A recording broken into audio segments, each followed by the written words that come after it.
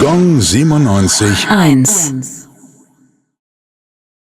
What's the Finnish way to celebrate Christmas? We have it's pretty same as in Germany. It's like, I think the whole Christmas culture comes from Germany. We have the Christmas tree, the Tannenbaums you have, and pretty many of the songs we sing is like Stille Nacht, Heilige Nacht is probably, even in Finland, is the Christmas song. Well, Santa Claus comes from Finland, so that's something you got from us. But it's about being like pretty silent, calm, relaxing, and like minimal, like Lutherian way, like you do it here.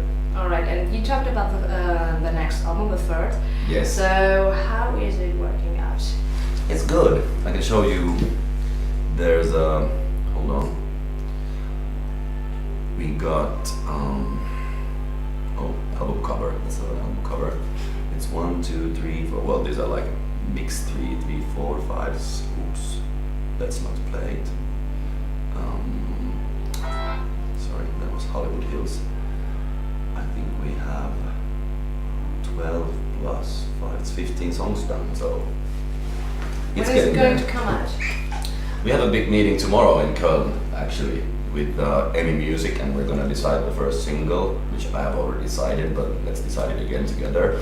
I think we're gonna release, put to the radios, we're gonna put this first song in January, maybe even that fast, depending on the video shoots and stuff, and then I think the album could come out in March, April. Do you already have the title? Because the second album, the title was pretty early, Popgasm. Yeah, we got some title ideas, and we want to talk about these tomorrow as well. And we have like a list of titles this time.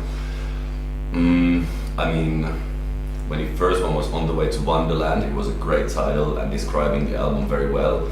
I think even Popgasm is a great title for the album. There was probably some things that didn't match with the stuff, but still it's a great title, and that's a challenge to find a good. I think you said the third one sounded really good. Maybe we don't want to call it number 3 or anything. But there's some good ideas like that we've been sending back and forth with the record companies, who likes what, but no, we haven't decided anything. All right, and Sunrise Avenue exists for about 8 years, is that right? 2002, was it? Yeah, I think so. Yeah, that's when we changed the name. That's a pretty tough time, pretty long and also pretty tough time in music business. When you look back, the essential things about Sunrise Avenue, what changed and what is new? Or did you change in any way? I think you grow up and you change as a person anyway, and if there's like 5 guys, actually like 15 guys in the team, like tour managers and crew and everything, I don't know, it's like 2002, it was just a dream that we could really have albums and shows, and like somebody would really come to see us play.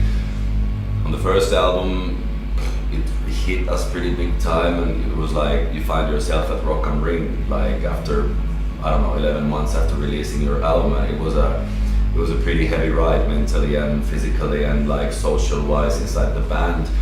The second album was pretty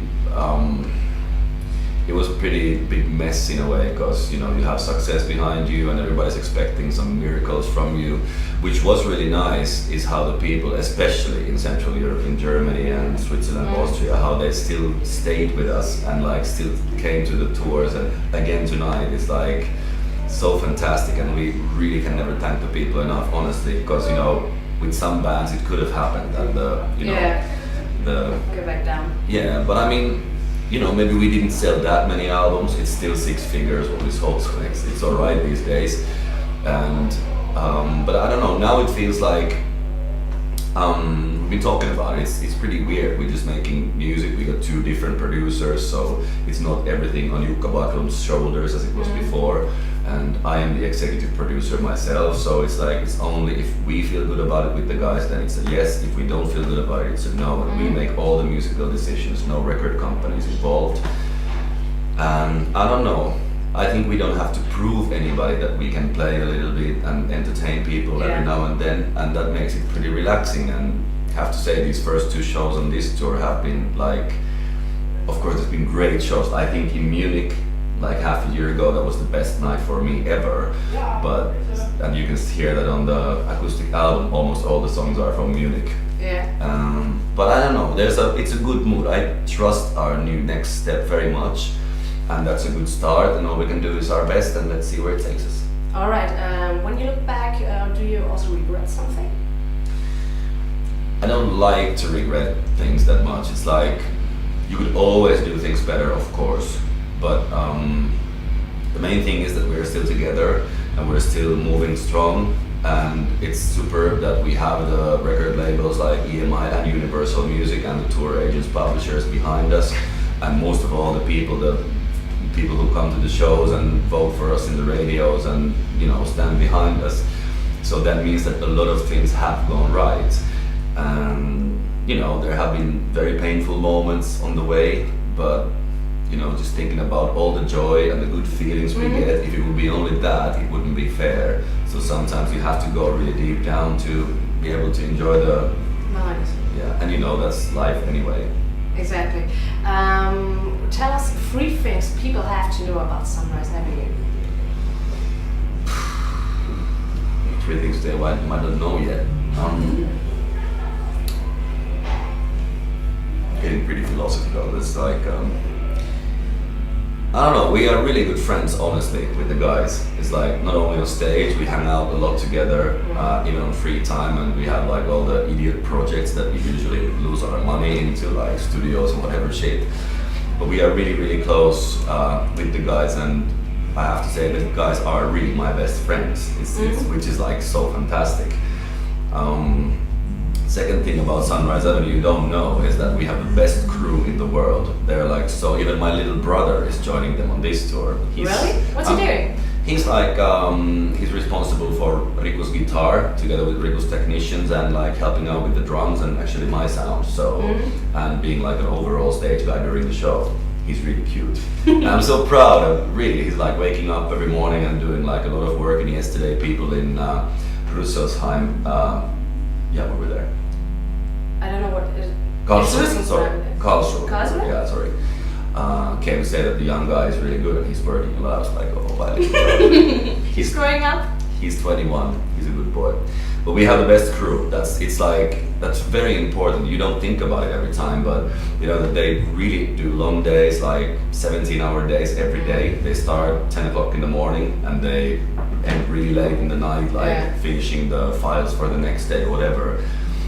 And the third thing is that we have the best fans, the most loyal. I don't want to call them fans because that makes us like look that we're above them, but it's very, very fantastic how people are like so relaxed with us, and there's no hype or anything that much, and we're just hanging out together, but still it can be like 2,000 people in the venue every night, and that's something really special.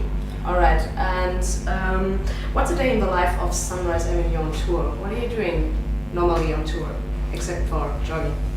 Depends on the day. Well, today I woke up, I was really tired even today, because there was like a show in Austria and we couldn't sleep at all. There was a show in Finland, we couldn't sleep at all. We had to take the morning plane. So yesterday, for example, I slept for 13 hours. And I had to. It's like, when you wake up after that, you're like, where the fuck am I? Go out and like try some languages. Which country is it now? And then just like hanging out and like, well, the first show is always, there was a long sound check, checking out the technical details and stuff, and there was nothing, a signing session actually, and a lot of eating and resting, and then you have to give everything in the evening, and then we just actually watched a DVD from Rüsselsheim, Opel, like this open air, we got the whole DVD, it's really cool. Watched it in the night, went to bed. Today we woke up at like 10 probably, and did a little breakfast and stuff, and like made the plan for the evening, and then everybody, I went jogging downtown München, and the guys did some kettlebell training, and now I'm doing an interview with you, and then we're gonna do a sound check, and we're gonna have lunch, at lunch. So we have a signing session at Mediamarkt, I think, and then there's another interview after that, and then we do the show. Pretty busy. But it's not bad, it's like still I have time for photography and, chilling out, and still it's like good that the time goes by fast, because you'd be, just lying on the sofa all day and eating popcorn. It's not good for your stomach or your mental health. Gong 97.1. Gong 97.1. So to finish it, a little game for the end. You just... No, I would lose. I would lose. No. Let's do sormikoukku. Let's do sormikoukku. The one that loses. Is doing what? Yeah, you put your foot there, okay? You lost sormikoukku. It's finger hook. Okay. Now you. In Germany, in Bavaria, it's fingerhacking. Fingering. Fingerhacking. Okay. Ow. Have you tried? No, this one is an easier game. You just have to choose and then tell me why. Okay. Small club concert or sold out stadium? Sold out stadium, of course, because we get to do a lot of small club shows, but not that many sold out stadiums. But actually, we never had a stadium sold out. What about Rock in Park? That's kind of, well... I like those, but it's the best thing about Sunrise is that we can do like really small private show for SWR in Helsinki for 60 people, then we can do these for 2,000, then we can do festivals. So it doesn't really get that boring because there's a new kind of a set even for us almost every time we play. So I like the differences in between different shows. All right, stage or studio? Stage, definitely. But it's so nice to go to the studio because then you create new stuff. But like when we came to started in Mannheim, this tour, I sat there for the first song and I just thought, oh my fucking god, I didn't remember it's this much fun. It's like, yes, it's cool. But it's good that we get to do the both. Okay, and you've done a lot of acoustic shows this year, in March and now. So what's more fun, rock or acoustic show? It's a really special thing to do the acoustic thing because you're so close to the audience and they can hear everything you do, and it's so stripped down and naked, and it's like that's when you're really, really, really there.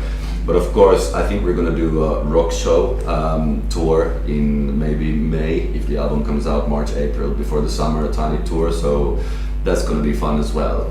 And we just watched the DVD last night. And yeah, actually that is something we miss a little bit already, but it's, I don't know. There's good sides in both of them. It's a lot harder to do the rock show. You sweat a lot more and you're like really, really wet and exhausted after that. But I can remember.